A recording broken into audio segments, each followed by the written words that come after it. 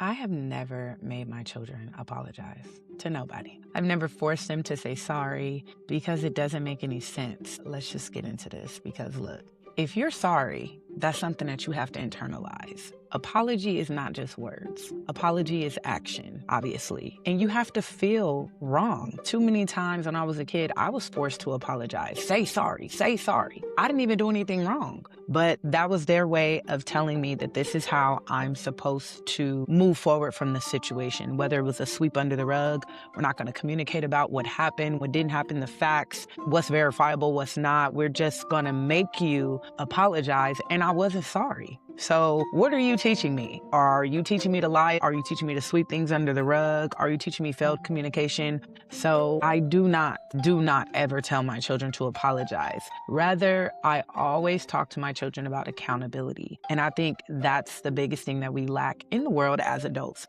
is how to be accountable for the things that we do, the things that we say, the way that we affect other people. And that is where it starts. Teach children accountability, how to take responsibility for their actions. So when my kid comes to me and he's like, Mom, I want to tell you what Tyler did. And it's like, you know how we work this first.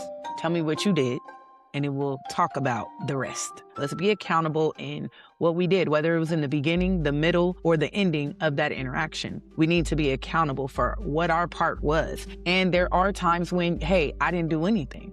That's still accountability. Hey, I sat there and I was quiet. I didn't say anything while this was happening, while this was being done to me. I was quiet. Or I said no. I said stop. I said leave me alone. Whatever it is, we have to talk about it. It doesn't mean that what happened I'm responsible for or I'm a guilty party, but we have to still learn how to take accountability, and that starts when you're little. That's something that they need to learn how to internalize and really feel remorse, really feel bad about an action that they did and how it affected the situation or a person. That is the part that is really important and that needs to have the focus instead of say sorry, say sorry. Sorry, as we all know, does not mean that you're actually sorry. It's just a word. It has no action behind it. And then on the forgiveness side of things, forgiveness has nothing to do with the other person. It has everything to do with them. It's that you have decided that you're going to let this go.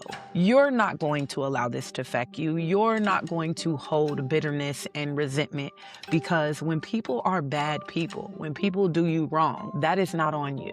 That is on them. I don't need to give them any excuse, any justification. No rhyme or reason needs to exist why people are bad.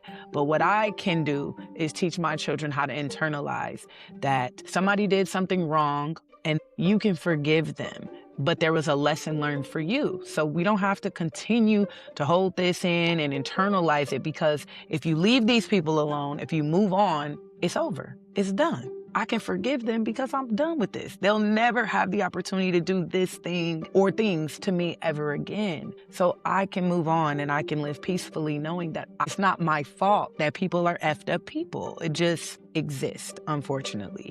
So we learn how to internalize both things, forgiveness and feeling apologetic about something that we did. And this is the foundation. We don't need to force kids to say sorry. I hear it out in public. Say sorry. Say sorry. They're telling their kids, apologize, say sorry, just for random things that they're doing. But it really, to me, it's a psychological damage, just starting really young to make them think that sorry is just going to fix everything. Sorry is going to make the things keep flowing. But we haven't actually dealt with what the problem is. Allow children to be accountable and ask them what they did. Never blame someone else. No, that was that kid. That was that kid. That little kid. That little kid. No, what did you do? Because now I got to teach you how to know what the red flags are. If you saw this going in this direction, why couldn't you figure out how to remove yourself from the situation? Well, because we're human, we do that, right? But those are the things that we should be discussing. When you saw this, okay, now this is a lesson you have learned. So when you see this type of behavior start to happen again, you know, okay, I know where this could lead. I'm going to exit stage left. I'm getting out this situation. I'm about to move around, I'm about to move on. This not going to end well from from a scenario that I went through already before. So you teach them how to learn patterns. You teach them precautionary measures to deal with conflict. You use what you have already learned and you apply that to the next situation, and so on and so forth.